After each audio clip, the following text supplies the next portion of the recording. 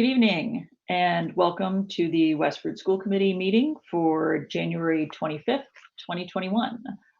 Tonight we will be hearing the superintendent's preliminary budget proposal, and this meeting will be exclusively budget related. These are on our alternate weeks, not our regular meeting weeks, so everything discussed tonight will be budget.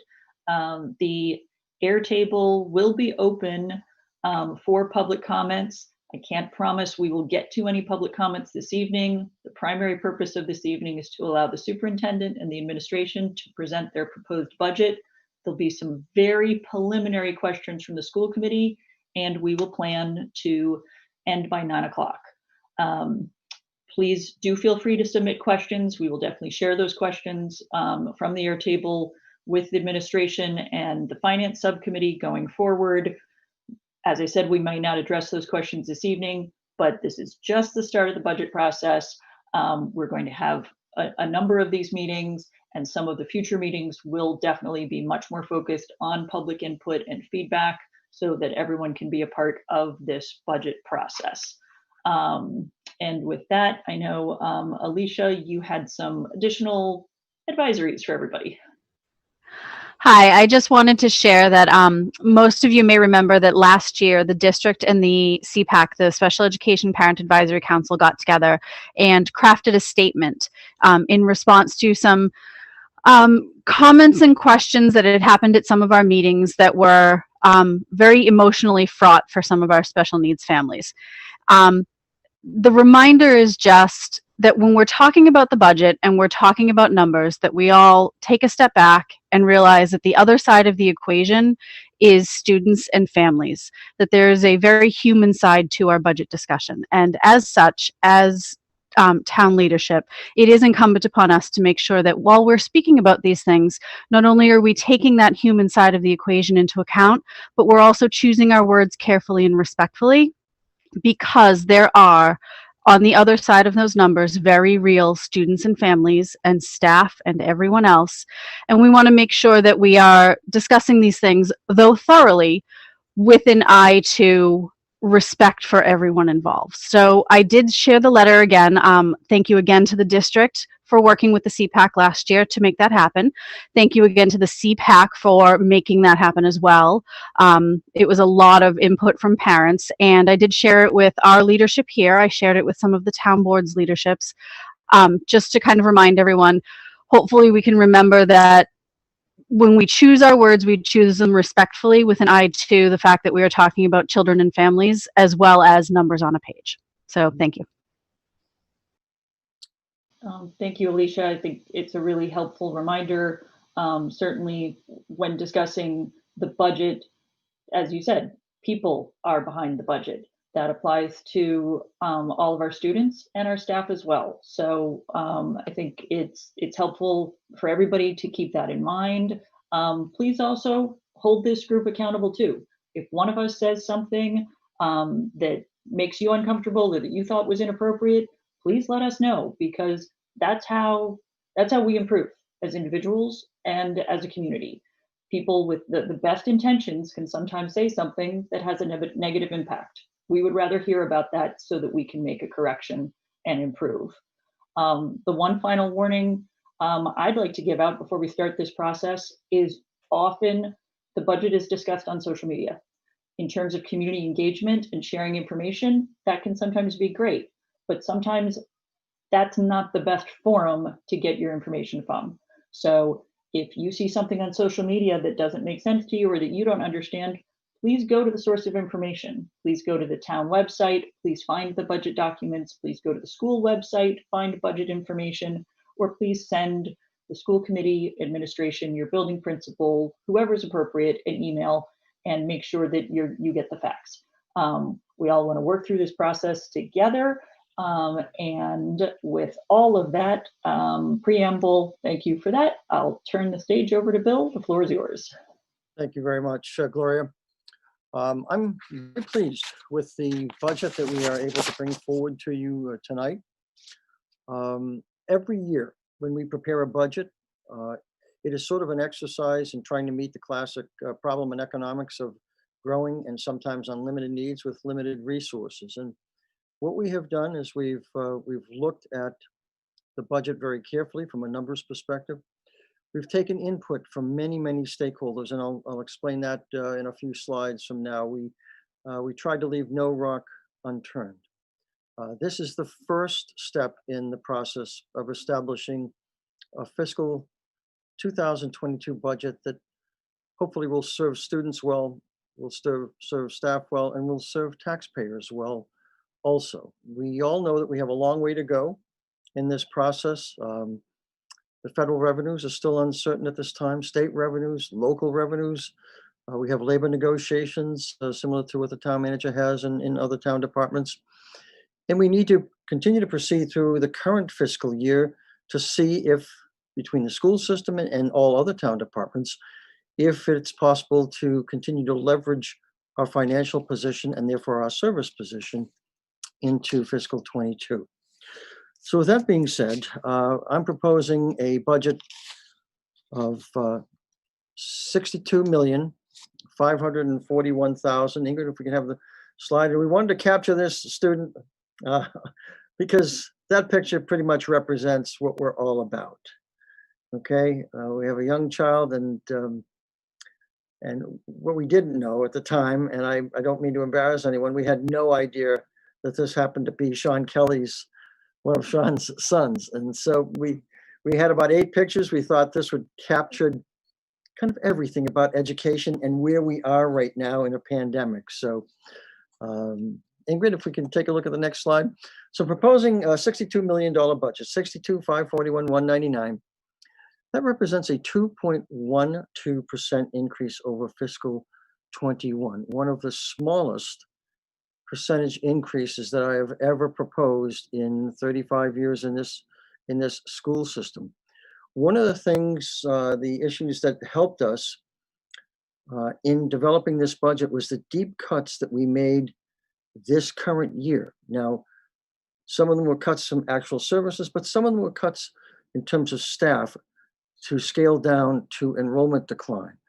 And so some of the reduction in force helped us transitioning into this fiscal year. So the budget is developed on the enrollment projections, the needs of students, and we've done some position reconfigurations also. Ingrid? Excuse me. So our fiscal 21 budget appropriation, you see there is 61.2 million. We're requesting 62.5 in my superintendent's budget. The expected town appropriation, which at this point in time is a 1.4% increase. One of the smallest that all town departments, including ours, have faced in many, many years, but it's because of the deep loss of revenues at all levels. Not only federal, state, and local in terms of hotel and motel and hotel and meals taxes, excuse me, but also the loss of some of our fees, of bus fees and full day kindergarten, things that we use to support our programs. With all that being said, the difference between my budget that I'm submitting tonight and the town manager's anticipated appropriation of 1.4%, and please know that could change based on current fiscal conditions, okay, at all levels. The difference is about $442,000.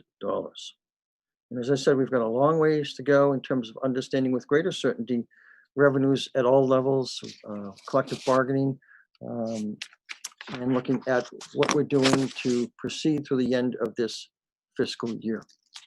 Ingrid? We're very proud, as you know, of the school system that we have developed over a number of years. Certainly all of us working together have put something very special in place for students, for staff, and for taxpayers. Students receive an excellent education, as shown by MCAS scores, and that's not everything. You know, niche.com for 2 years in a row ranked us as the top school system in Massachusetts. US News and World Report, kind of a typo there, has indicated that we're one of the top school systems in the country.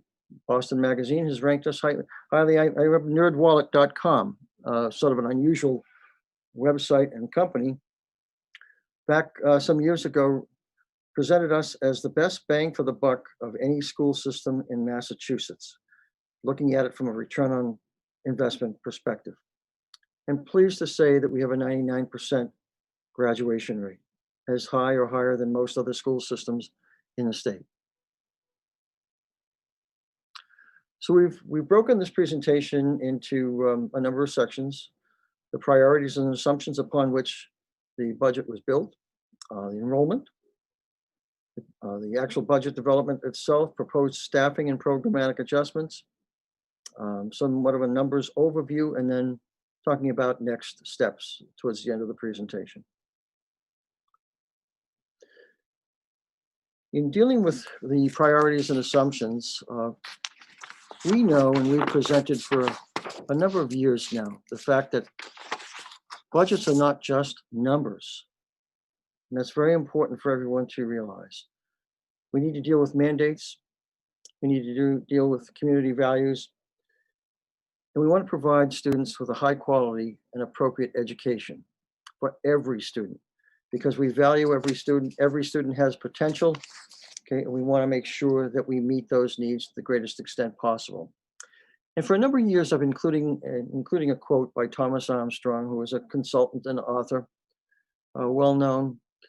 It's about budgeting from his perspective, and I think it captures it succinctly. It's the quantification of developing the means and the capacity to facilitate human development with respect for each student's particular style and rate of learning, as well as an appreciation for the varied interests, aspirations, capacities, obstacles, temperaments, and backgrounds that serve as a framework within each child. That is what is so challenging about this profession, but that is what is also so rewarding about this profession, is trying to meet the needs of every child who have differing needs, aspirations, priorities, and passions. Ingrid? As we go through the budget priorities and assumptions, I'm not going to read off every one of these because it would take a considerable amount of time.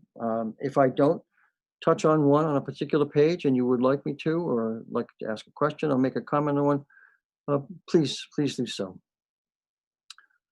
First of all and foremost, we've developed this budget on the assumption that we will have a full return to school. As of this budget submittal, we're not sure if the state will require some school systems or all school systems to continue to offer remote learning alternative, but we'll be prepared for that. And we'll discuss that as we proceed through the budget process. So that, the vaccinations of our staff are crucial to return to full-time schooling. That is sort of the linchpin that we've heard in talking with our staff. And so as we go through these assumptions, we'll talk about school choice also. We're down to 63 students. We generally use a benchmark of 75 students. We'll continue to use revolving funds. And so, Ingrid, the next slide.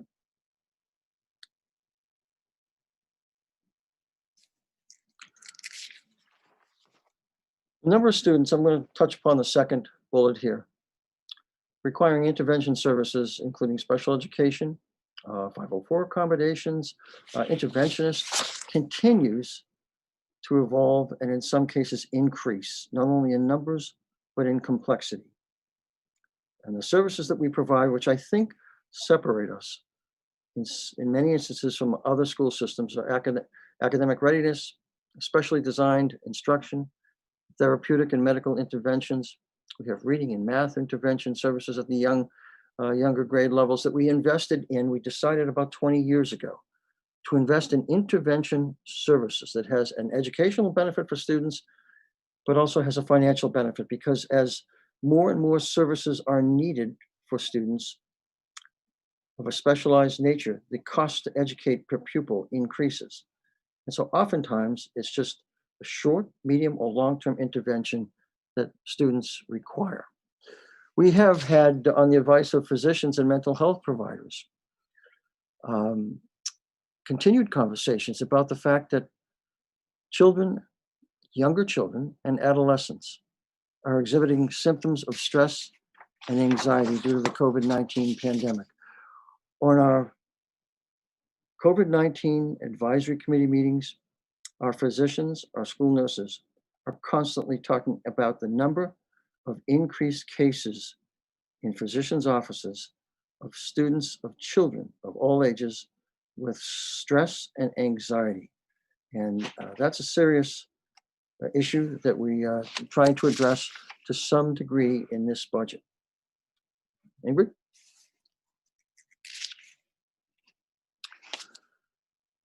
We have, when we talked about mandates, we have currently 99 ELL, stands for English Language Learners, in our school system, some of whom do not speak English. And it is our obligation to provide them with the best services possible, like every other child. Our circuit breaker, we're funded presently at the rate of 73%, 75% is the maximum that of reimbursement percentage that the state has set. I'm proposing new school start times that take advantage of the sleep research that the Citizens Advisory Committee studied a year and a half ago. They did an excellent job that we have all been aware of in terms of the sleep patterns of adolescents. I've combined that with four-tier busing. Now, the four-tier busing schedule, and that is probably going to be one of the most controversial elements of this budget that I'm proposing. It is a proposal that will allow us to save over $400,000 in the budget. To put that in perspective, that's about 9 to 10 teachers that would ordinarily have to be riffed for budgetary reasons. We did this about 20 years ago, 20 to 25 years ago, when the school committee at that time asked me to make some reductions to the cost of transporting students, but keeping the level of service to students and families virtually the same. The only way we could do it was by, at that time, and what I'm proposing this time also, changing from a 3-tier system to a 4-tier system that requires fewer buses at any particular run. Ingrid?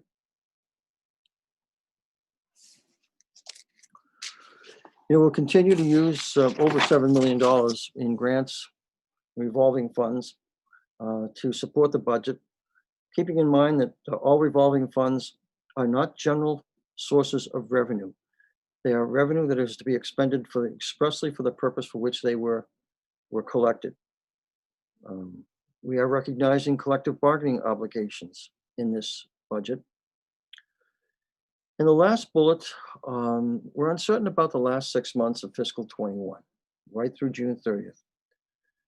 It's anticipated that there will be some additional CARES Act funding, and there could be a continuation of the Families First Coronavirus Response Act, which could have an impact on us. Keeping in mind, once again, it's important for everyone to remember that many federal programs and appropriations have a supplement versus supplant provision associated with them. That is, the money can only be used to supplement the obligation that the local community is expected to meet. We cannot replace local monies that we are obligated to spend on personnel or services. We cannot replace that with federal monies such as the CARES Act monies, because that is supplanting. It is taking the place of our local obligation. Okay.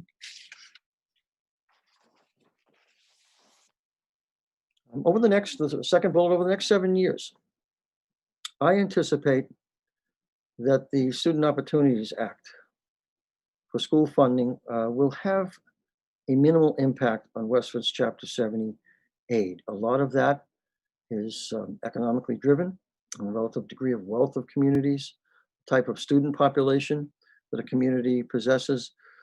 So we can hope for the best, although I don't think it's going to amount to a significant increase in Chapter 70 aid. Right? A couple of other points. That $183,200 was the immediate impact in this current fiscal year due to state mandated local education agency assignments for special education students. It is our ethical obligation as Alicia said earlier, to make sure that we provide the services to students, and the state is very serious about this also. All right.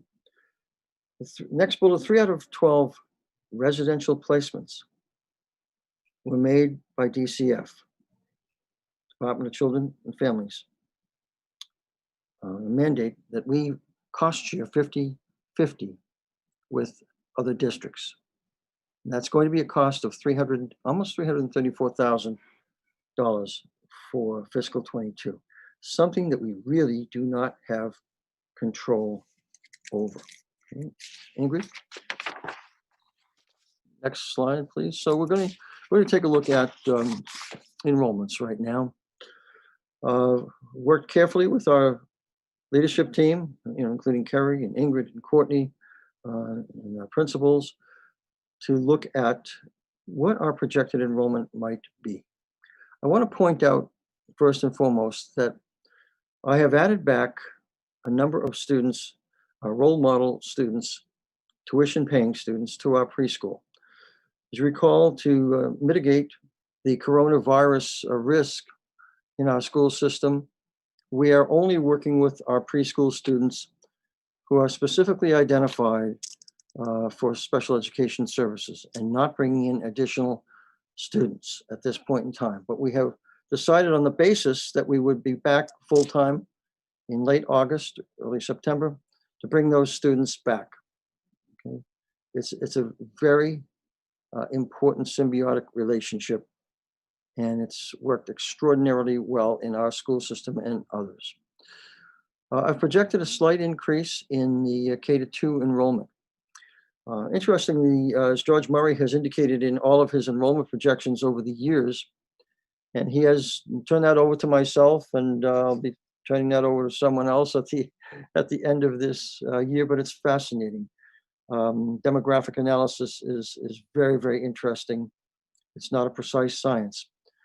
But in analyzing George's birth to kindergarten enrollment over the last 5 years, the cohort survival ratio is an average of about 1.67, meaning for every birth back 5 years ago that pertained to the 2021-2022 school year, 1.67 children show up at kindergarten. And so that is the basis for my enrollment projection in kindergarten. And we'll get to that in a minute or so. Grade 3 through 5 projected a small increase. Now, some of these numbers, please keep in mind. The projection for fiscal 22, the 21-22 school year, also bring back 52 students who are being homeschooled this year, specifically related to the COVID pandemic. So we are working on the assumption that those students will be back into our school system. Those students have been added into the 21-22 enrollment projections. Slight increase in grades 6 through 8, and then you can see the drop off in grades 9 through 12. We have a quite a bit larger 12th grade exiting and a smaller 9th grade entering the high school. I do want to give you a snapshot also of the numbers of students receiving support services. I want to thank Courtney for providing this to us every year. As you can see, in the last 5 years or so, from the 2016-2017 school year to the present, we had an increase of 68 students. We continue to have students move into the school system whose children require specialized services, and that's fine. They move to Westford not only for the gen ed, the general education classroom opportunities, but also the fact that we have excellent special education services also. And we want to make a difference in every child's life. Okay? Our numbers of students who are outplaced have remained relatively stable. We try to educate students in-house first and foremost, as long as we can produce a program with great fidelity. We're not going to keep a student in-house if we can't provide them with the services that they require. Okay. Ingrid? So these are our projections. I'm not going to go into, every detail. I'll be glad to discuss these sort of in an offline meeting with anyone who would like to.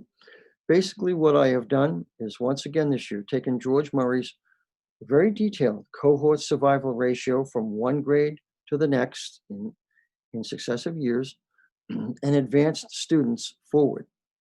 In the Robinson and Crisafulli, I've added a few more students for the occupancy of the Hanover properties, although we're pleased, very pleased, that those properties have not produced the large numbers of students that we originally thought were going to be generated.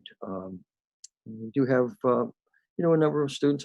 I believe it's about 12 to 15 at the present time from that particular development. And so these represent enrollment progressions based on the cohort survival ratio technique that George has used for so many years. You can see that in various schools, sometimes we experience a need for an additional class section in some grade level, and in others, we experience a decrease in the number of class sections. And you can see that in this graph. That's why I put the numbers of sections each year. At the present time, we are anticipating to need 4 more students across the elementary grade levels, 4 more staff, because of sections, but also we are expecting 4 fewer staff because of section decreases from grade to grade. So that's a wash. Ingrid, let's go to the next page. We are experiencing an interesting phenomenon in grades 3 through 5. And I think when the school committee has been visiting our schools, which is very commendable to see what's going on in real time, and talking with the staff, we've all come to the realization that many families that are moving into Westford are moving into town with students in the upper elementary grade range, in grades 3 through 5, and oftentimes in the first 2 years of middle school, grades 6 and 7.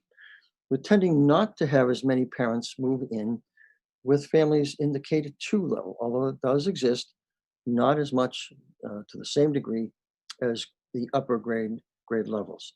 You will see at the Abbott School in grade 4, we're going to need 2 more sections, okay, because we're going from a current enrollment of 96 students in grade 4 to about 134.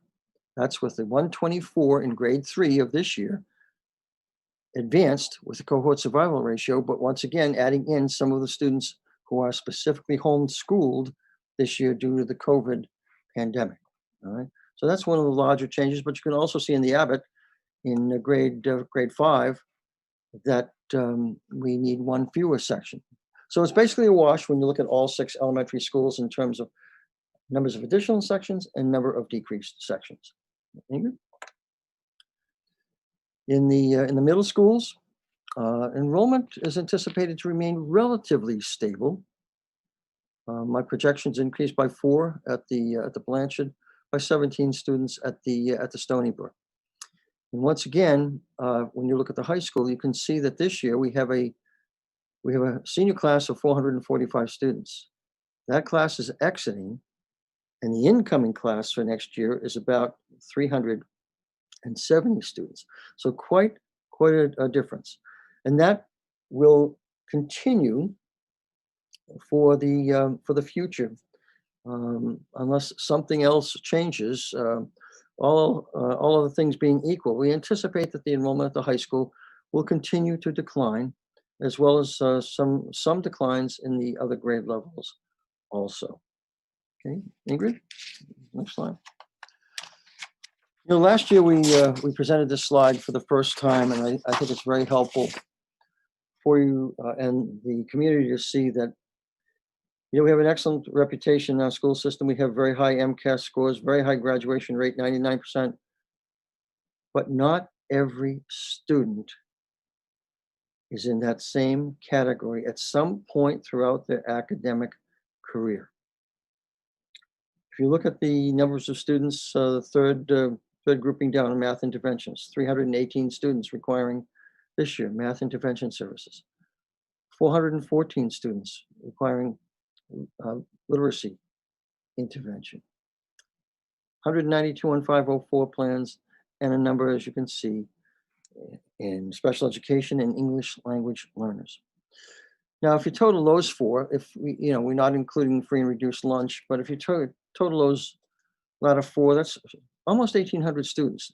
Now, with the understanding, certainly, that there are probably duplicates in some of that number, one child receiving multiple services. But I want to underscore the fact that our obligation is to meet the needs of every student, and I think we do that as well as any school system in the Commonwealth. Ingrid?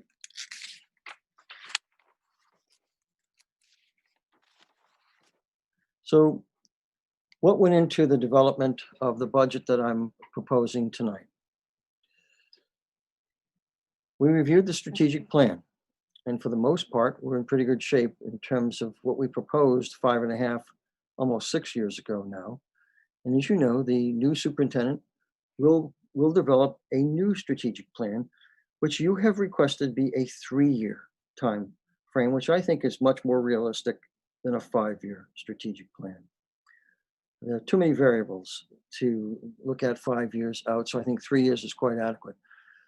We've talked with you, with school committee members. You have developed priorities in some of our budget meetings, some of our school committee meetings. We've talked extensively with the leadership team. We met with every one of our staff who wanted to participate in voluntary meetings at all levels, right from pre-K up through grade 12. And we were very open in our discussions. We encouraged them to bring forward their recommendations. We talked with families. We had a couple of listening sessions with families. We looked at the school improvement plans that specifically addressed for this year goals that deal with social emotional learning and also diversity, equity, and inclusion. We've participated for over a year, well over a year, in the Town and School Safety Task Force, looking at not only school safety, but mental health wellness of our students and our staff. And I've had an excellent COVID advisory committee. Couldn't ask for a better group of professionals in terms of meeting with us to talk with us about this pandemic and recommendations. And so with all of those sources of input, and there are many commonalities from the various stakeholders, we learned that class size continues to be extraordinarily important. So that the staff gets to know the students, gets to work with manageable numbers of students, understands their needs, both academically and socially, emotionally. We've heard repeatedly from the staff in particular, and from the consultants in terms of the Town and School Safety Task Force, the consultant report, that social and emotional wellness and the well-being of students and also our staff are very important. We have rekindled with great fidelity our work in diversity, equity, and inclusion. The DEI team provided excellent feedback to me a few weeks ago, stating that ultimately they hope to see, and I do also, a person in the next year or two that would be coordinating, full-time coordinator of DEI activities. Okay, now, but that's a conversation for down the road. What the DEI team also stated is we need materials and supplies that represent diverse authors and diverse content. So I've placed money in the budget this year to address that. I've also placed money in the budget for consultants to come in and talk with us about increasing the overall organizational level of cultural competency, not only in our school system, but as it filters out to the town also. We heard of the need to commit some additional staff to special education services. In some cases, staff that I've included in this budget have been required to be hired this current fiscal year, and we are recognizing them financially in the fiscal 22 budget, which we have to do. We heard repeatedly from the staff also of technology support. Well, yes, some staff would like to see the digital learning specialists return, not all staff, but from what we heard from a number of staff, They need technician support. Okay. How do I turn this on? How do I make this work? How do I troubleshoot this? And I've addressed that in this budget also. And we have addressed the annual issue of under budgeting facilities and the maintenance function. I've put some additional money into that state function to try and begin to bring up in a more commensurate manner appropriated dollars with the actual need. I have not been able to meet all requests. And that, once again, is the classic case, once again, of growing and sometimes unlimited needs with limited resources. Ingrid?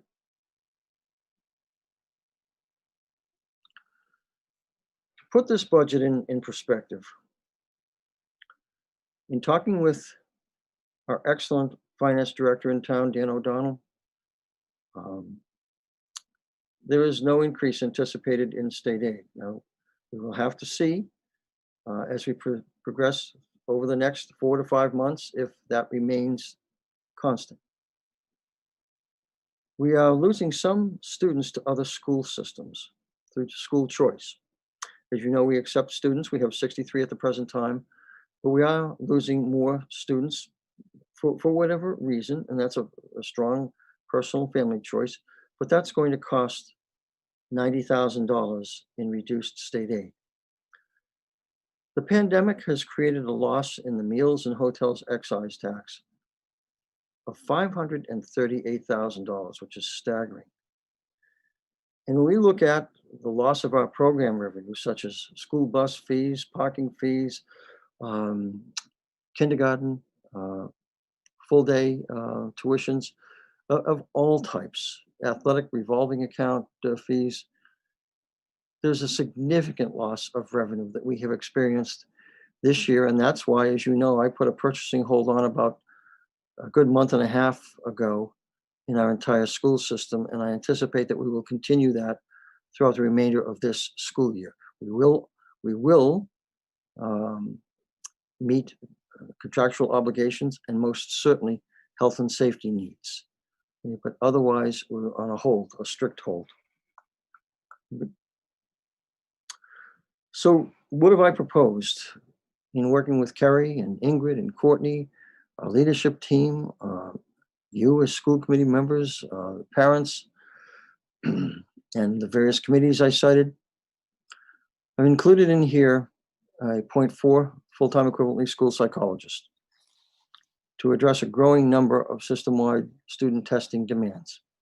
We are anticipating that will grow, particularly after this current school year. In talking with Courtney, we have increases in our REACH program. That is the program that we work with children on the autism spectrum. Those numbers continue to increase.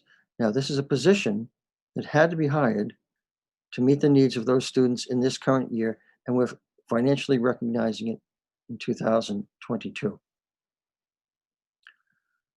We are in need, and we heard this from some of the staff at the Robinson School in particular, but Courtney has verified this. We need another special education teacher at the Robinson to provide services to increased students who have identified needs.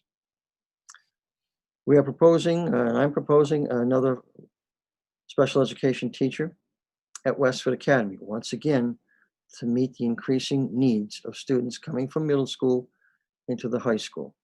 Okay. We will need a 1.0 full-time equivalency licensed practical nurse for a very medically involved, complex medically involved classroom at the Miller School. That nurse will also be required to ride on a van to meet a medically complex issue. Okay, good. We are also proposing a 0.8 licensed practical nurse to add to our staff to increase the ratio of nurses to students. This is a DPH, a Department of Public Health regulation, that requires a certain ratio of students, nurses to students for the delegation of the administration of medication to students. Okay, and Courtney can explain a little bit more about that if you have questions. That's an issue that, we have been working with for the last year or so. Right? We are looking at adding a 0.4 FTE occupational therapist. Once again, we're looking to add that financially because we needed that position in this current school year. And the same with the next position, the 0.3 FTE speech and language pathologist. You see, this gets to one of the issues also that we deal with on an annual basis where people ask, why is your enrollment decreasing? Why is your enrollment decreasing, but your staff increasing? And it's because of the needs of children that are different within every single child, but there are certain regulatory requirements, and we need to meet these morally and ethically also, even without state or federal regulations. We want to make sure we give every child the best chance possible to meet their potential. Courtney's asked for, and I have budgeted, $6,500 for special professional development in the Orton Gillingham reading program that seems to be of a greater need each year in our school system. She's asked for some increased assessment materials in terms of the Wyatt test, Brigant's testing kits, and the ACE curriculum materials, and she'll be glad to answer those questions. But materials that are needed to assess the needs of students.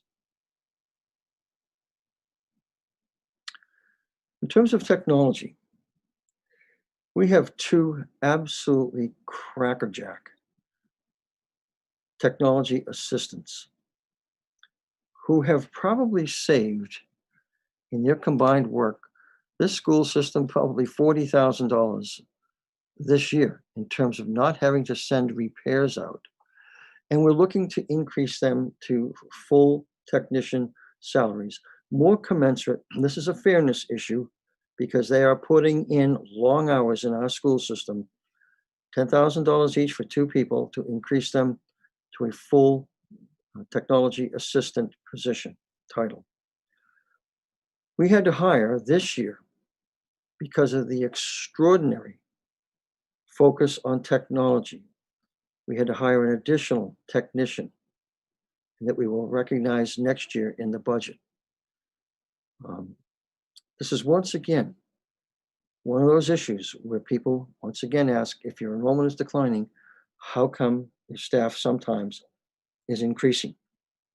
And it is needs-based. We do not look to try and hire as many people as we can. We have specific needs, and we know the extent of the technology needs this year that required as much technician help as possible.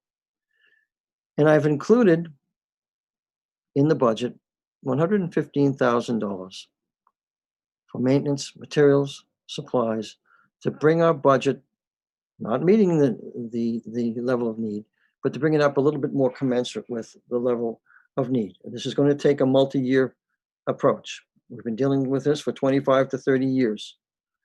Okay, and using the float from some of our other accounts to allow maintenance activities to occur, but we need to more thoroughly recognize that responsibility.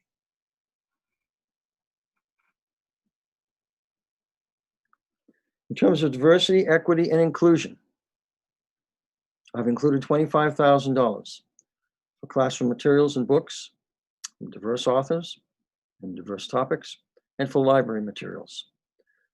It's not everything we need, but it's a start, and it's a very important start.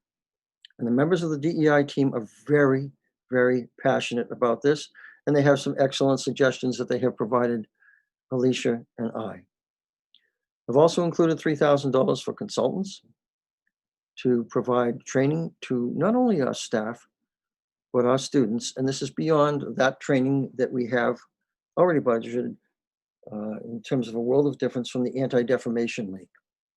We want to bring about a more diverse group of consultants come into our school system and work with our staff and students. From a social emotional learning perspective, and this is one of the most frequently mentioned needs, both during this current school year and looking forward. The staff have repeatedly stated that we need more help. We need more help in dealing with the issues that students are bringing to school in terms of stress, anxiety, depression, okay, at all grade levels. What I've done is I'm proposing 2.5 more adjustment counselors to join our 0.5 adjustment counselor, and that would provide 3 full-time equivalencies at the elementary schools. And I think that's the important level to start at. 1 full-time adjustment counselor will split their time between 2 elementary schools, the sister schools. Do I think that's all we need? No, I don't. But we're trying to make a start at this. This has repeatedly come up from our staff. It's repeatedly come up from our leadership team. It's repeatedly come up from the physicians and the COVID advisory committee in terms of the mental health issues, although they did not, please understand, they did not specify adjustment counselors. That is my choice of the type of position that I feel we are in need of. And so it is a start. It's come up with a town and school safety task force also, in terms of what do we do to begin to address the increasing anxiety that students are bringing to school and exhibiting, not only through outward behavior, but sometimes more concerning is the withdrawal and the inward withdrawal of students in school. We want to make sure we try to understand every student to the greatest extent possible. Ingrid?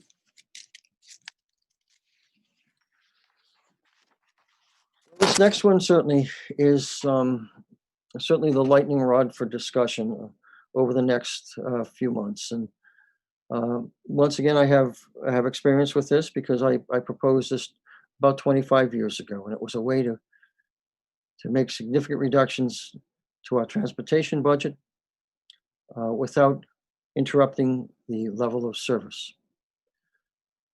It's a difficult proposal for me to make, but it's also not difficult because our core mission is to educate students. So with this, we have the benefit of combining budget savings, but this also has the secondary benefit, very important benefit, of allowing us to rearrange school starting times to take advantage of what the voluminous research through sleep studies, through various sources. The University of Minnesota has done an extraordinary amount of research on this. The American Academy of Pediatrics, American Medical Association, etc., have all highly documented the sleep needs of adolescents. I'm also bringing forth this year something that we had discussed in the current fiscal year, but deferred until fiscal 22. The consolidation of 2 positions of the half-time assistant principal positions and the student support leaders position. Next slide, Ingrid. As you see, that's a fairly minimal cost. That combination, that consolidation, embraces the belief of inclusive practices, keeps us focused on the needs of students, improves the social and emotional support that can be provided to students, because now we have, what will happen is we have 1 full-time assistant position in each elementary school that combines leadership and student support responsibilities, working with a smaller number of students than being split between 2 schools. So this increases the fluidity between the general and special education teams. The administrator builds a relationship with the students and better understands them as leaders. And there will be a lot of cross-training between those 2 positions. Assistant principals working with the student support leaders on leadership needs, the student support leaders working with the assistant principals on the special education needs and understanding those needs of our learners. Provides an opportunity for continuity and follow through with student-related matters, more follow through that we might otherwise be able to provide right now.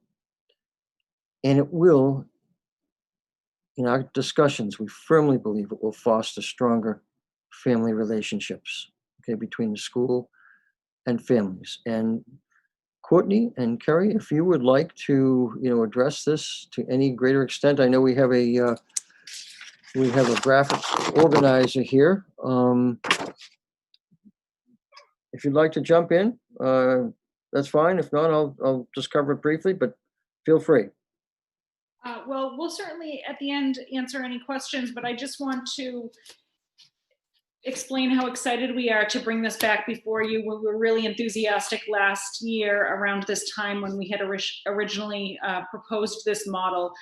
But we understand the professional development and kind of the training that needs to take place for both the student support leaders as well as the assistant principals. And with the pandemic, we weren't able to fulfill that kind of promise to ourselves, to the staff, and to the families. So we ended up postponing it and revisiting it.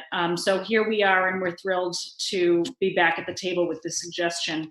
While it has a fairly minimal budget impact, we wanted to be sure that it was in this presentation because the amount, the cost that is associated will be placed in different buckets. So it's important when the school committee sees, for example, the assistant principal line go way up, now you have a context as to why. So because we have to displace funds from one place to another, it's important that you're all aware of that. But certainly the big goal is to continue to foster the synergy between general education and special education.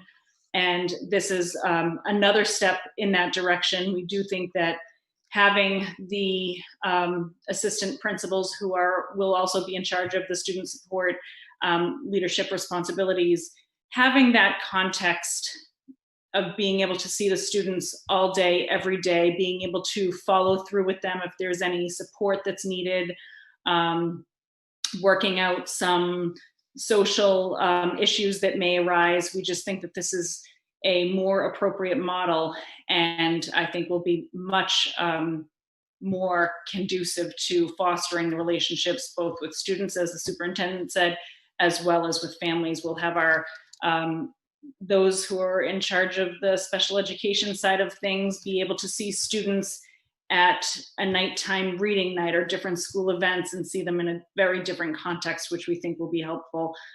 So for so many reasons, we're really excited about the potential of moving in this direction. Thanks, Kerry.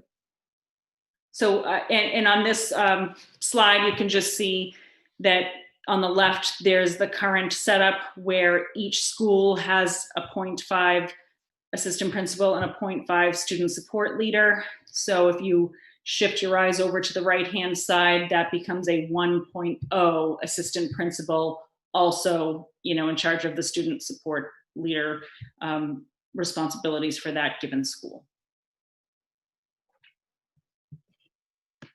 Okay. Courtney, any comment? No, I think that Kerry said everything nicely. Certainly last year when we took a look at this, we were, piggybacking on the fact that our preschool classrooms would become part of the K-2 schools. And so it seemed like a natural transition. Like Kerry said, COVID hit. We didn't feel like all of our leadership efforts had to go into redefining our district under these unique situations, and didn't have time to put in the amount of training that would be necessary. We did speak openly with the elementary principals this year in starting this dialogue.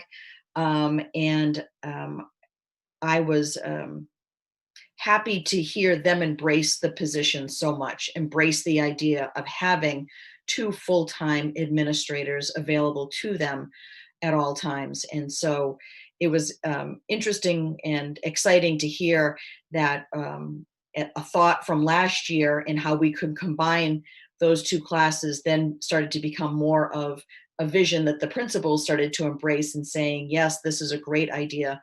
And although the money is relatively short in money, and all dollars are important when we're talking about services to students, but really being able to say, how can we make an impact with 6 of our schools, with the amount of the different allocation, to make this happen. We all started to get excited to think that we could make this happen. So hopefully that will take place. We have worked through the job description, which is very close to what was presented last year. We do understand that job descriptions would need the approval by the school committee. Bill has also taken the opportunity to meet with the union to discuss the positions, and both Kerry and I reached out to each one of the administrators, the assistant principals and or student support leaders that would be associated with this shift. So hopefully we'll see it through for next year. Ingrid, next slide. So let's take a quick snapshot of the overview of where the dollars go. Now, this is a breakdown. One of the state's means of breaking down the budget is on what's called a functional basis. What is the function that each person performs, and what is the amount budgeted? One of the things I'd like to point out is that the administration function also includes a compensation reserve. So that is not all administrative salaries. So please, I ask the Public Finance Committee and Select Board, please understand that. I won't divulge specifically what the percentages are of each, because that has collective bargaining implications, but that does include a compensation reserve. You can see that a bulk of our money goes to teachers and instructional related costs. It's one of the things that I think we do exceptionally well is that we put our limited dollars to the best use possible, and that's we try to allocate them as much as possible to direct services to students. I mean, I can tell you that, and Courtney would verify this, there are some school systems that have 3, 4, 5 administrators just in special education alone. We have one person, and that's Courtney. Okay, so we try not to create overhead expenses. We try to put our money where it belongs, and I think we've done a particularly good job at that over many, many years. Ingrid, next slide, please. Now, this slide gives you a breakdown of what is referred to by the Department of Ed accounting methodologies as object codes. What is it that we budget? And you can see that between the first 3 panels there are slides, between salaries, out-of-district special education tuitions, and contracts for special education and general education transportation. That is almost 93% of our budget. It's 92.6 plus, so it shades to 92.7% in actuality. So much of our budget is tied up in people who we know are extraordinarily important for educating students. That's what makes successful educational programs, is an adult connecting with a child. We all experienced it in our own lives. There's nothing different today. Encouraging word, a pat on the back, a little extra help here and there, a smile always builds the confidence in students. And so between our budgeting of salaries, our out-of-district tuitions, and our transportation, almost 93% of our budget. We have to heat our buildings, okay, and provide water. And so the utilities are 2.1%. We have to maintain them, and I will always maintain that we have some of the cleanest schools in the entire area. So that's another 2.1%, and other expenses, which is fuel, okay, and related items such as that, only 3.1%. So I guess the point of this slide is that there's not a lot of, if any, discretionary money in our budget. And a person will be somewhat perplexed by that, by saying, What do you mean? You have $62 million you're requesting. Yes, but almost 93% of that is tied up in essentially fixed expenses. When you add in utilities and building maintenance, that's almost 97%. So that shows where our money goes. And we will be conducting a school system budget 101 with 15 to 20-minute segments so that the public can understand more succinctly where our money goes. Okay. Ingrid? Ingrid, since you spent a lot of time on this slide, would you like to cover this one? Showing the difference in salaries and expenses from one year to the next. Sure. So this ties into a little bit of what Courtney and Carrie were talking about with student support leaders and changing the model. It shows how things shift around. Actually, specifically, the reason that our salary line is going up 5.68%, trust me, we're not adding that many staff. That has to do with our IDEA grant, Grant 240, which is almost $1 million grant from the federal government for individuals with disabilities. And traditionally, we've had close to 15 staff members on that grant. It varies year by year of how many salaries we can fit, and then the other needs that Courtney's identified that the grant needs to be spent for. So this, in the upcoming year, our proposal is that we move that grant to cover our out-of-district tuitions and then absorb all the salaries into the budget. So it's a wash fund-wise when you look at total funds available to support our budget, but it does look deceiving that, you know, we're jacking up the salaries that will be in our budget. And then you can see in the lighter blue area where it's going down on the expense side, the going down 13.81%. That is primarily because now we have $820,000 that we're using from that grant to support our out-of-district tuition. We also, from last year to this year, will need fewer general fund budget dollars to support the tuitions because we have a larger amount of circuit breaker available to support those tuitions, which we have to use that money for special education. So there are other minor details, but that's really the nexus of those changes between last year's budget and this year's budget. Next slide, Ingrid. So this slide is a little bit more detailed breakout of the budget by what I referred to as object code. There are 6 object codes that the Department of Education uses in its chart of accounts. Professional salaries, clerical salaries, other salaries, contract services, supplies, and other expenses. This gives you an idea of the relative amount, relative percentage if you want, although it's not expressed in percentages, of where the money goes. And we will include in the budget appendix as we continue to develop materials.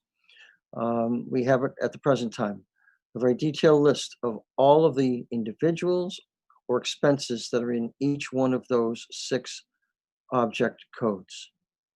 The most important thing that we can do is to make sure the residents of Westford understand where we're spending the money, why we're spending the money, and what your children are receiving in return for those expenditures. Nothing different than what you look at in the private sector in terms of return on investment. Are the dollars being spent wisely? And I believe they continue to be. And so we will we'll talk about this much more as we go forward with the budget process. Ingrid, we'll transition into the very next slide from here. So what are our next steps?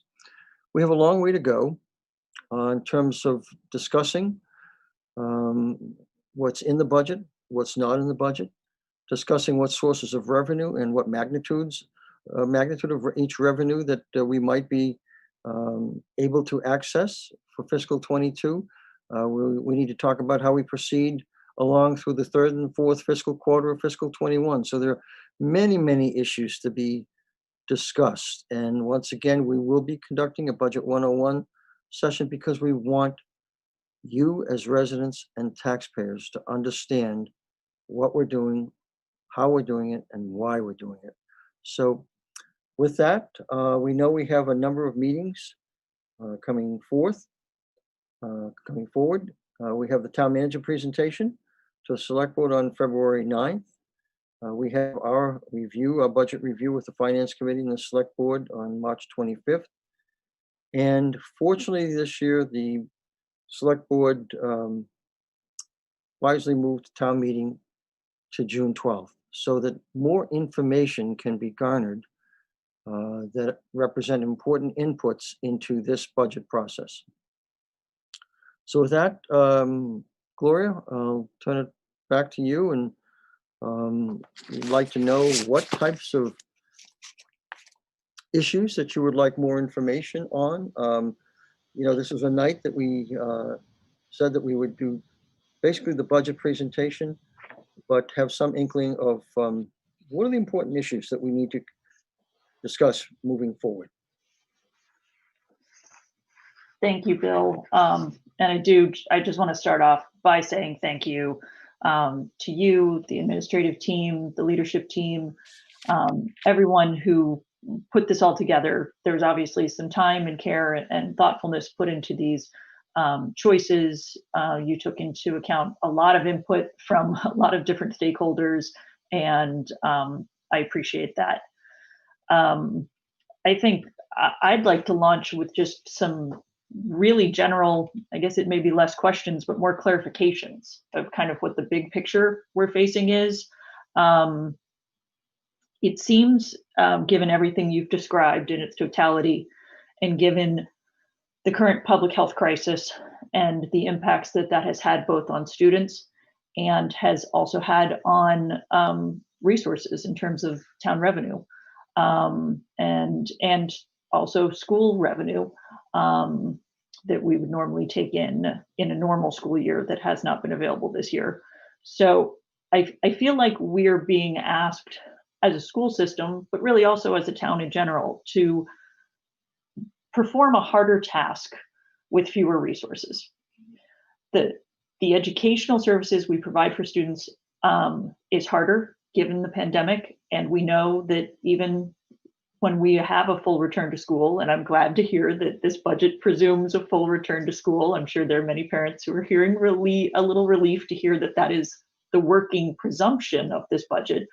But we also know there's going to be a long tail to this pandemic in terms of student needs. So I feel like the schools are being asked to perform a harder task with fewer resources, also completely acknowledge that the other town departments are facing that same challenge. Fire, police, all town departments are being asked to do more with less. So I just want to clarify kind of the big picture of what you're proposing to us tonight. So there is obviously what you've proposed that we need.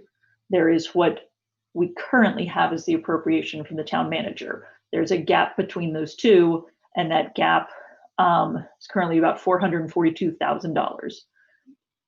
That includes the acceptance of the proposal for 4-tier busing. So is my understanding correct that if 4-tier busing wasn't adopted, if we remained at a 3-tier busing, we wouldn't realize that savings, and the gap between the current appropriation and what you proposed would increase to $886,000? Is that understanding correct? Okay, I'm seeing head nods. Okay, I'm just getting the big picture clarification.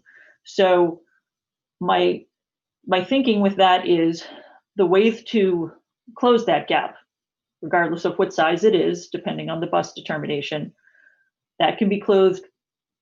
It's It's pretty simple. It can be clothed with more revenue, and our sources of increasing revenue are pretty limited. As a school system, we can increase revenue by increasing fees. That's never a popular choice, and it's a very difficult choice to impose on families given the current financial situation resulting from the pandemic. It could, revenue could increase from the state. That's always uncertain. We can hope for it. We'll get more information as budget season goes on, but that's uncertain. There were certain monies that we expected from the state last year that were not realized due to the pandemic. Town revenue, I will leave that to our partners on select board, but again, their options for increasing revenue are limited. As you pointed out, hotel and meal excise taxes are down. There are other stressors on the town budget that of course have to be taken into account. The other way to close that gap is with less spending. But the big picture you've addressed to us here, 80% plus of our budget is salaries, and with those also special education and transportation salaries worked in, 93%, less spending means less people. And those people are needed to support our schools and impact our students. So I guess some of this is clarification for me to kind of absorb the big picture and how the 4-tier busing works in, because I fully recognize the idea of 4-tier busing is not popular. We heard that message loud and clear from the public, and I know some members of the public are saying, wait, but we don't like 4-tier busing. Why is that in your proposal? And it feels to me, and I'd like for you to just address this a little bit more, but it feels to me like if our choice is that we have such limited resources given their current situation, is this budget choosing to spend dollars on education rather than transportation? Is that what it comes down to?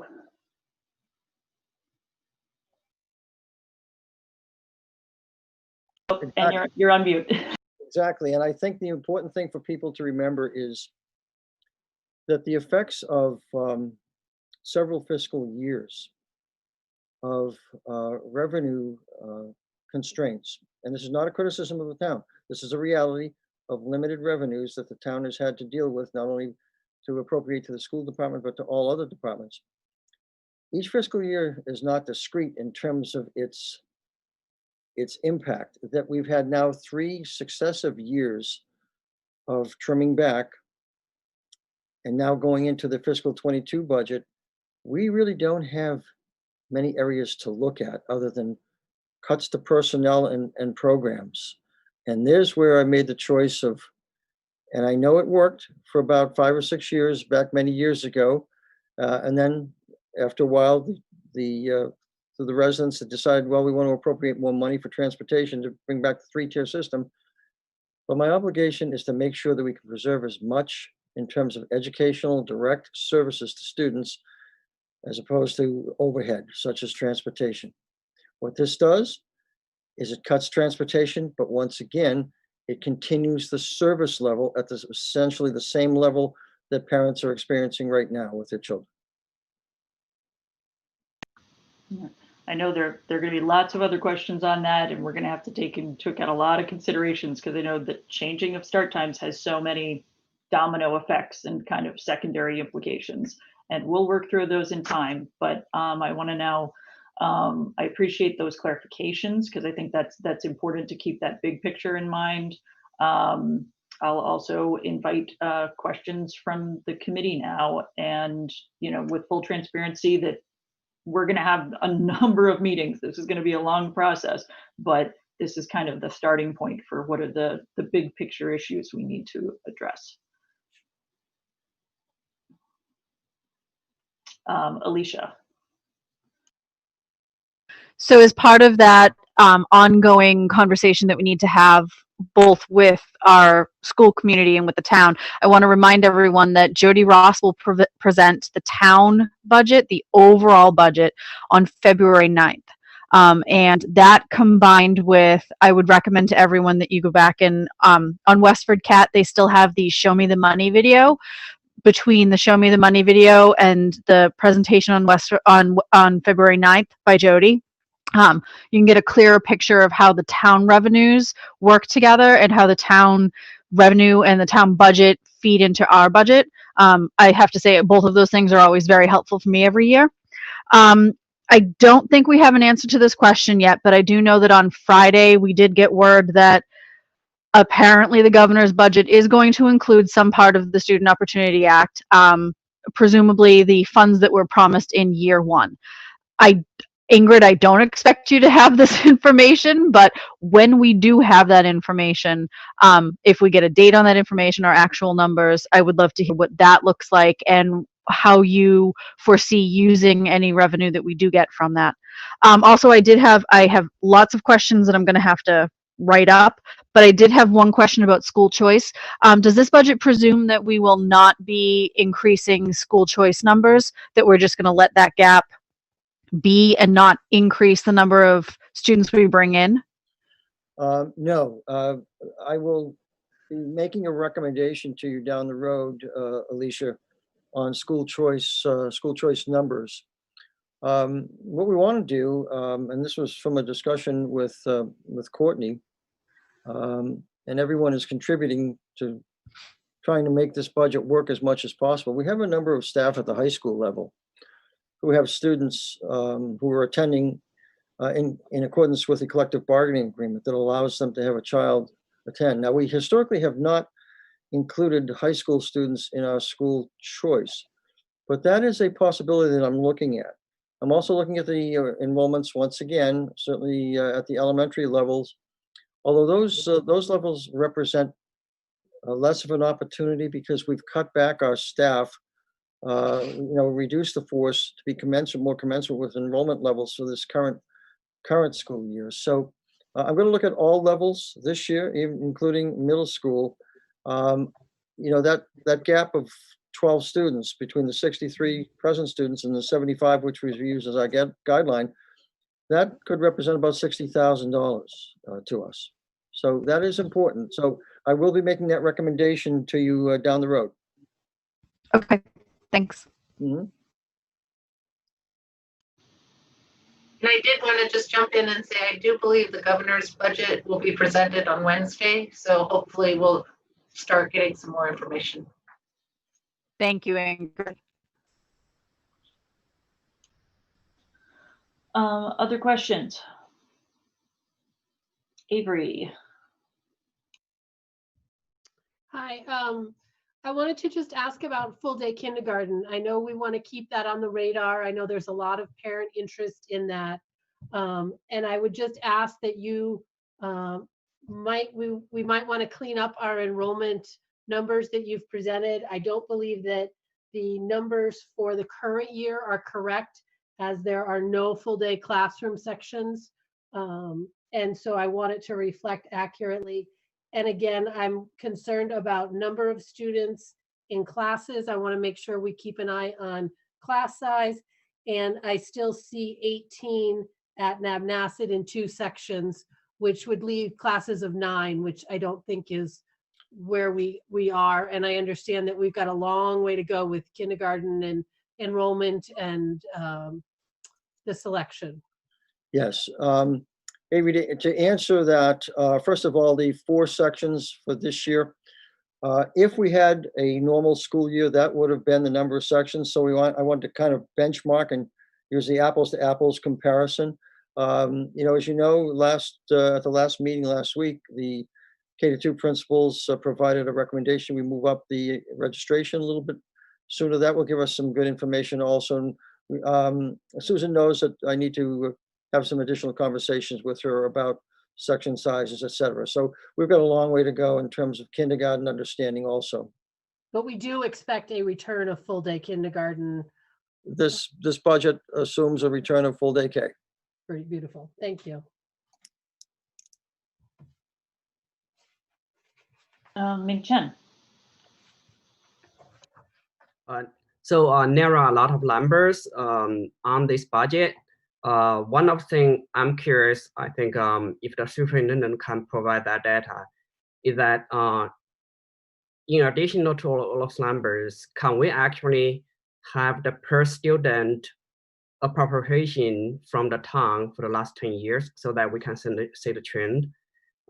It's very hard to actually compare apples to apples if we only see the total number from the town and then the number of enrollment fluctuates every year. So it would be nice to actually gauge the per student appropriation year to year.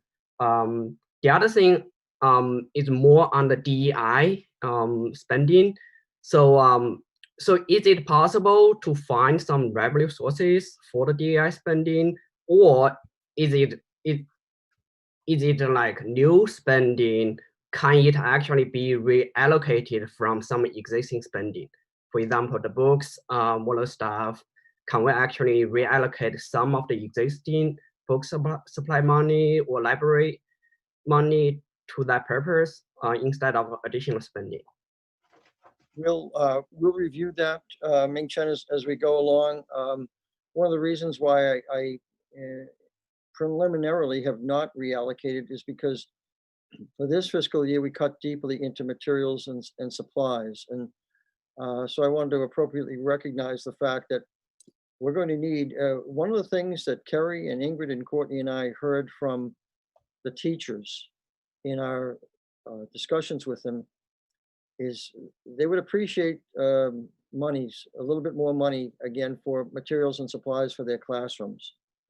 And so that's why I didn't reallocate monies and just budgeted incremental amounts, the incremental $25,000. So but we will continue to review that. In terms of, we have the data of all of, the town appropriations by year. What you're asking is, based on the number of students, is what's the appropriation per head count, where the Department of Elementary and Secondary Education bases the pupil spending on a full-time equivalency basis. So we'll have to make sure whatever figures we present are clearly explained in terms of what does the dollar amount represent, because we don't want to confuse any of the parents or any of you with the figures that we present that might be different from what the Department of Elementary and Secondary Education publishes.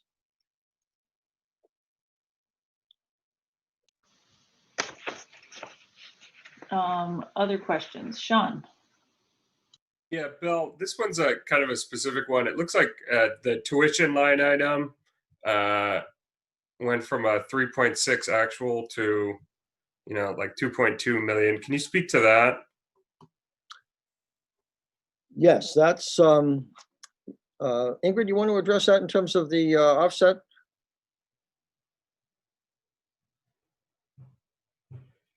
Is she there? So I believe that's where we're looking at the grant 240. That's correct. To reallocate the money. So as Ingrid had explained, just moving money to a different bucket from staff to the full-time, to the tuitions. Right. So if you could see, was I successful in sharing my screen?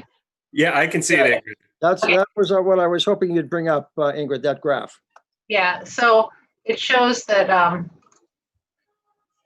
the dark blue is what is funded out of the general fund, and then this lighter blue is what is funded out of circuit breaker, and then this last 820 is the grant 240. So it shows that we have a different makeup this year of our tuition line, but you really have to compare. Last year, we just anticipated that we'd have just over $1 million of circuit breaker, but because we were able to preserve that and put more in the budget for tuitions and kind of right the ship and get us back onto just spending previous year circuit breaker, by doing that adjustment in FY22, we have, the full amount of circuit breaker that we will receive this year to spend in FY22. And those two parts make up a big difference, because you see that differential between the dark blue and even backing out the 820 is obviously in our current budget. or offsets our current budget in 21 in salaries, and it's shifting to the tuition line. But even if you just ignore that piece, there is almost a $700,000 differential between what we had to use for funds in 21 for tuition out of the budget versus in 22. Keep in mind that, the tuition total expense did change a little bit. I struggled to explain this because it took, it's difficult, and I think we'll just keep talking about it. Maybe I'll throw some arrows in again. But I did come up with this sort of slide showing that, we have kind of this differential between, this is 21 and 22 of what kind of impact having more circuit breaker gives us in allowing to really cover this lower allocation that are, getting closer to the town allocation. Because if we had continued on utilizing current year circuit breaker each year, honestly, radical drop in revenue and funds available for 22, the bridge would be so much greater to gap. So we will keep talking about it. I'm sure that my 2 slides probably engendered more questions, but it's a good thing having more circuit breaker. Yeah, it's, and keeping in mind that we do need to spend it 1 year after it is accrued. It can't be, continued forward from one fiscal year to another and banked.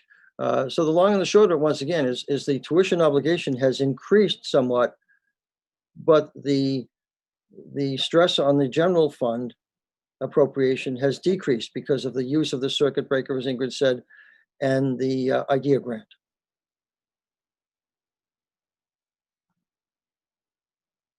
For those who maybe haven't been through this process before and might be listening to this for the first time, can you just give the 30-second snapshot of what circuit breaker is and what that grant 240 is?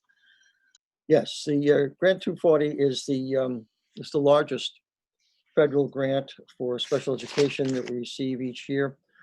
Generally ranges from $850 to sometimes just over $1 million, thereabouts.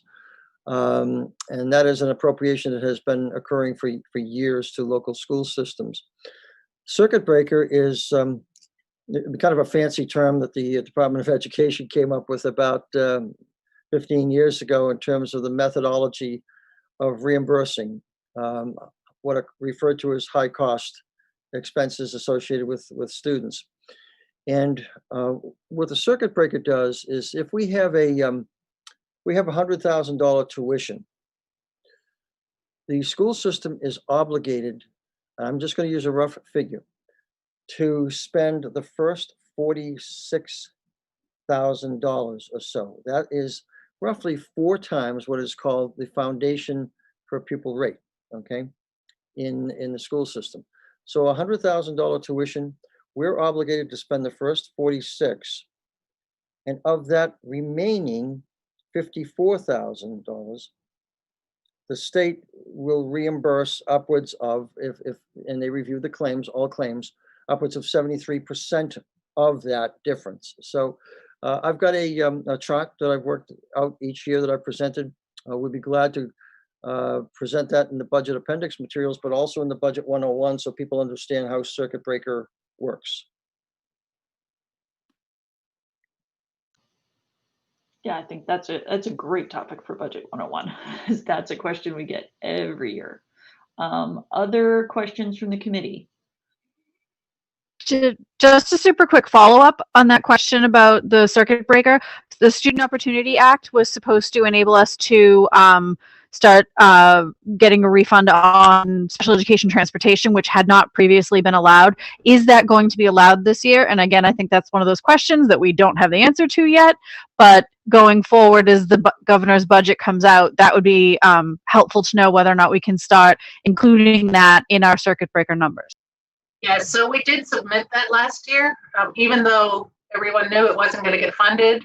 The state did ask us to submit our numbers, and I know in some of the discussions I've heard from the state is there is talk, and who knows what actually will happen, that they'll jump right to year 2, which would be at 50% reimbursement. We did not build any of that into the budget.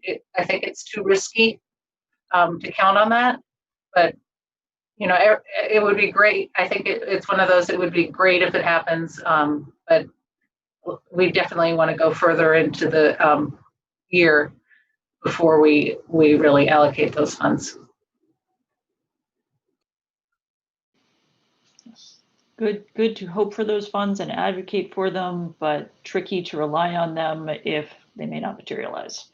Other questions? I saw a couple hands. Valerie. I think Avery and I just played chicken. I have lots of questions for my first budget process, but I will try to pick one or two. I guess for the, and I know there's more discussions about the busing, 4-tier busing, but I guess I just expected to see a bigger jump somewhere. And I looked for this in the line by line budget document to see a decrease that would really show that 441,000. So I couldn't really find that. So that's one question. But the other question would just be, how do you, like, I think we're in our last year of our contract with D-Bus, right? Like FY22 is. Ingrid's nodding to me. Thank you. So we have, like, how is the last year. Okay. So how are we using that savings projection long term? I mean, it just doesn't seem like we'd be able to count on it much, right? Like if D-Bus suddenly sees us going down to needing 30 buses instead of 36, won't they change their negotiation? Like it's not a constant savings for the next couple of years. So I guess I was just wondering if you could speak to that a little bit. Yeah, the bus contract bids, you know, are always subject to variability, always subject to market competition. In the past, we haven't had a lot of competing bids, but that doesn't say that we won't this time around. You know, what you see in the transportation line, the 3,300 state function is reflects the decrease, but also reflects the increase in the rate for the last year of the contract, and also special education transportation. So, you know, to answer your question as specifically as possible, Valerie, the $441,000 savings won't translate necessarily into the same amount in future years, but without it, you know, the transportation appropriation will need to increase even more so. So there will be some longer term savings, short and long term savings, as a result of going to the 3-tier in terms of the cost avoidance. Ingrid? Yeah, so this year we're paying $387 a day per bus. Next year, for the contract that was bid out, and our current vendor was the only respondent, a bus per day costs $409. So really it's trying to save some ground from the increase that we are obligated to pay for the contract. So we wouldn't really see like the corresponding jump because you're accounting for that, like that rate change. Okay, that makes sense. And if you have a question like that, you know, in a subsequent meeting, I'm happy to, you know, do a slide. I think we threw one up during the 4-tier bus conversation, but you know, this is something that we'll just keep drilling down on. So it's really helpful for these questions because then we know, you know, where we need to go deeper into the details for you. Yep. We'll give you as much specificity as you want. And just to follow up on the 4-tier, and again, I know that we've alluded to the scheduled 7 or 8 meetings over the next couple of weeks. But I think it would help the community to understand what the next steps look like for the 4-tier. We heard a lot of the concerns at the meeting on the 11th. Is this the only proposal? Are there alternatives being worked? And I think you sort of hinted at it, but like, is there a trade-off? Is there a clear trade-off if the 4-tier busing wasn't adopted?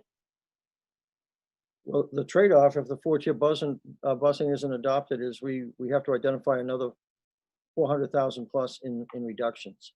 And Right, so that doesn't exist yet though, is right? That's correct. We Okay. haven't identified that.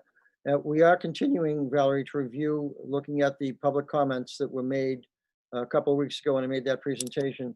We're continuing to review the sequence of who starts when, okay, and refining once again the times between routes, just keeping that conversation going. And we will be making some more presentations to you on that.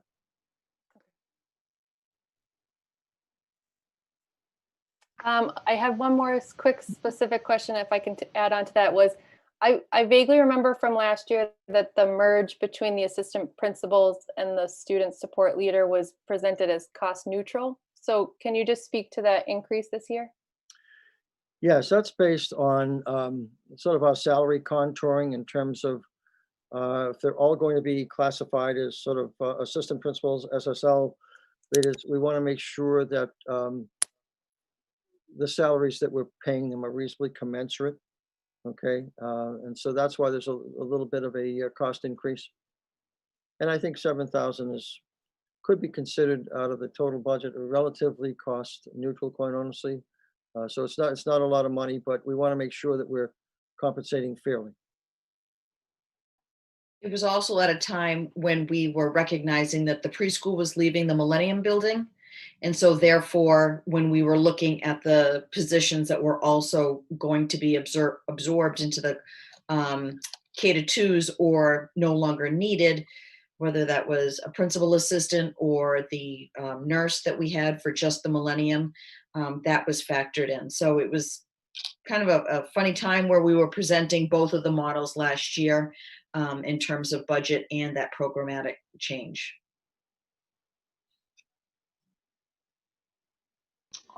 Thank you. Other questions? I know I saw some other hands. Avery. See, I thought you'd go to Sean, so I didn't unmute. Just a quick clarification on an assumption.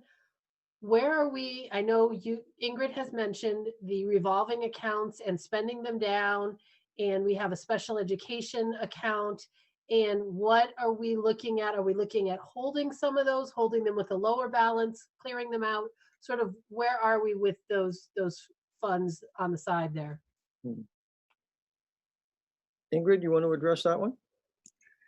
So that's one of those that I think we need to look at in tandem with the FY21 situation. And again, I know I'm a broken record, really being very grateful that we have a late town meeting. That we really need to be judicious in what we need for 21. And we're doing all our part to not need as much, but keep in mind too that those are generally one-time funds. I mean, for example, the Special Education Reserve Fund, that's truly one-time. You know, that is a savings bank. And as we know, the revolving accounts need to reflect that purpose. So I think it's a discussion we need to have. We fully recognize that we may need to dip in a little more. But some of the accounts also took a hit last spring to continue supporting the programs. You know, what makes this so intriguing is the number of unknowns that are facing us that we've all talked about and all realized. I can't ever remember a period where there were more unknowns facing a community, any community, in terms of trying to develop responsible budgeting. One, if I can just ask a second quick question, another clarification on increased maintenance supplies. I'm thrilled that we're putting more in the maintenance. The supplies you're talking about are not, you know, the filters and the things that we need on the shelf. These are supplies that we need when things break, I assume. So the pumps or the different things that we need. And so it's really, I think of supplies in a different way, but it is still supplies. Yeah, it's But- oftentimes the equipment. It's Right. sometimes lumber, plumbing equipment, electrical supplies, but also, as you know, we as pumps burn out, we replace them with higher efficiency Right. pumps. And so, yes, it improves and increases our ability to repair, make reasonably timely repairs to things. Got it. Well, and I think too, when you look at kind of the year to year, so what in the budget years, we kind of have a lump sum, we don't know what's going to break. And then in the actuals, you start seeing, oh, NAB, I don't know, needed $500 for doors, or Krista Foley, needed motors. So then you start getting a better feel for where the money actually went. So I just wanted to explain that disparity. Right. No, I just wanted, it's not supplies on the shelf. It's really as we're moving through projects and stuff. And I so appreciate that we're actually putting the money in the line item where it's needed. A long And, time. as Bill said in his presentation, this will be a multi-year process until we get there. But I think we are making, we added a little last year, and if we keep committing to this, we'll get there. All right, I know I saw Sean hand on deck. Yeah, can someone speak to the 0.8 practical nurse and how and if we were kind of out of compliance? So 2 years ago, we did receive some communication from DPH indicating that we were out of compliance with our student to nurse ratio in the district. And they really take a snapshot at Westford Academy and then make their decisions about the whole district based on that. So last year, we knew that this coming year, we would have an issue, and that quite possibly we would have to be adding either another registered nurse or an LPN, someone to help with those ratios. And COVID hit, and this was probably one of the only positives that happened. So DPH recognized the hard work that the nurses were doing. They kind of tabled that mandate to us and to the districts, as well as recognizing that we have half the students that are in the schools at a given time.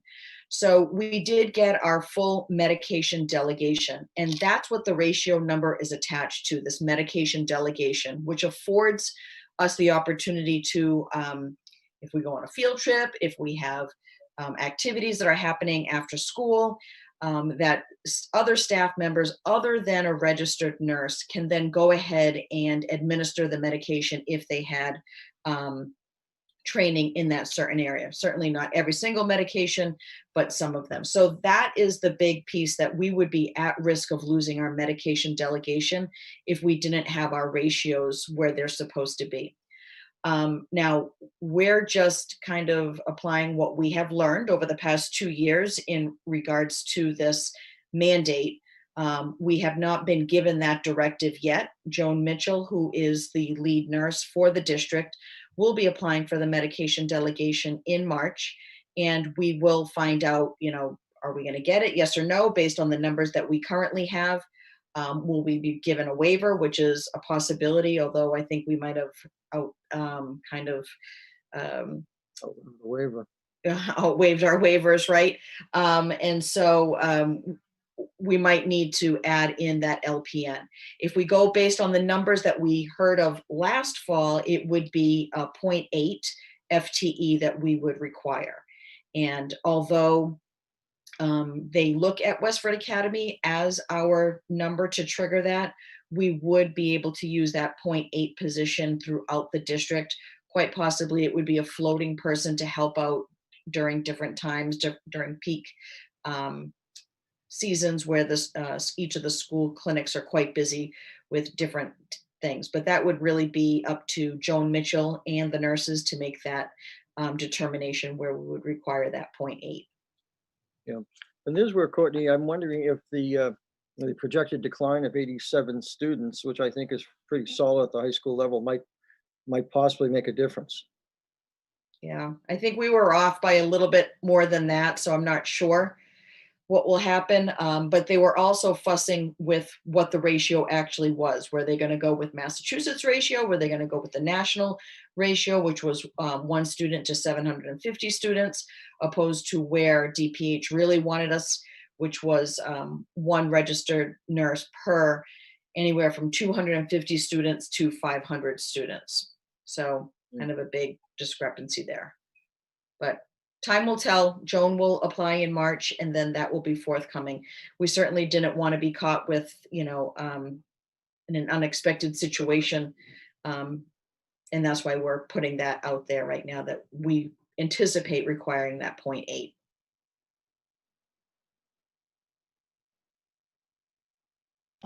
Thank you. Other school committee questions?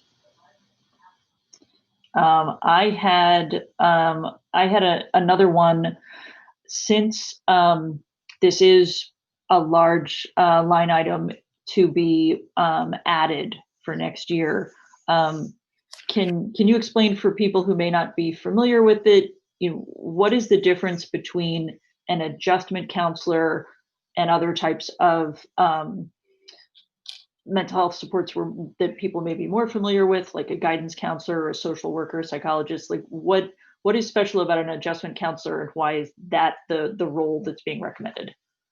Well, just initially from myself, and I'll have Courtney chip in, an adjustment counselor has a little bit more training in terms of mental health issues, specifically. Courtney, you want to add anything else to that? Yep, that's exactly correct. When you're looking at the difference between a guidance counselor or a school adjustment counselor, there is a slight difference in the clinical courses that individual would take, and which would also include some behavior. So behavior, clinical, some mental health, which would be helpful. And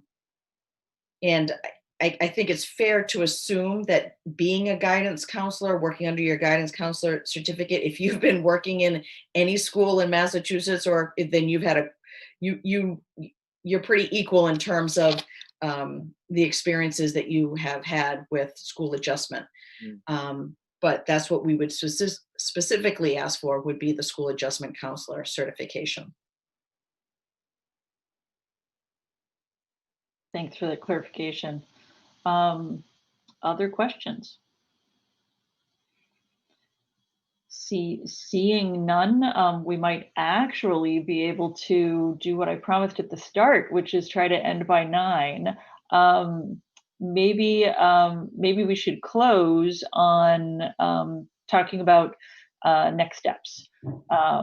Our meeting next week is a regular school committee meeting, so we'll be conducting regular business, not just exclusively budget, but we may also discuss some budget topics as well. We'll also be providing all of the standard updates regarding COVID and everything that's happening in this current school year.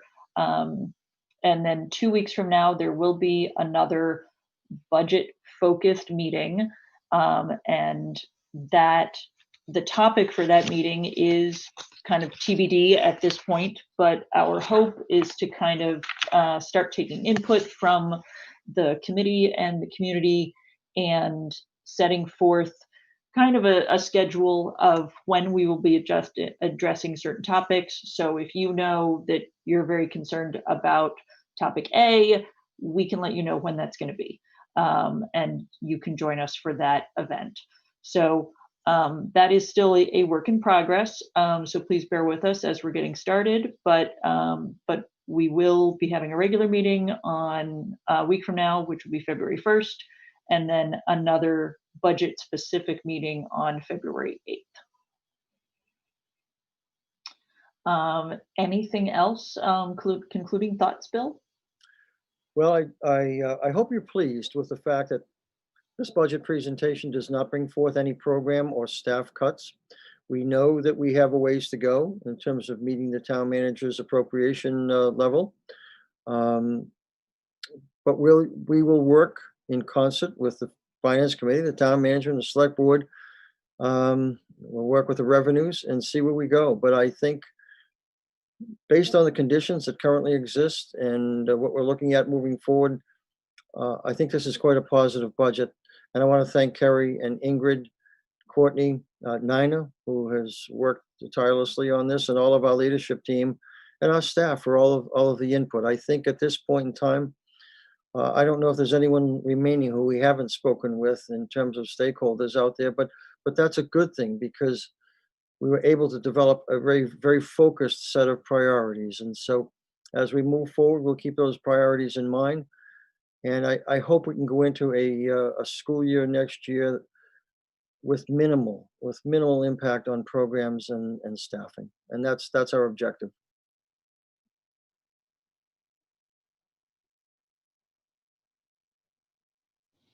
Thank you very much. Last call, anybody? Okay, then we're actually ending on time. How about that? Let's try and make it a trend for budget season, everyone. Thank you everybody for joining us tonight. Thank you again to Bill, the administrative team, the leadership team, everyone who helped put this budget together.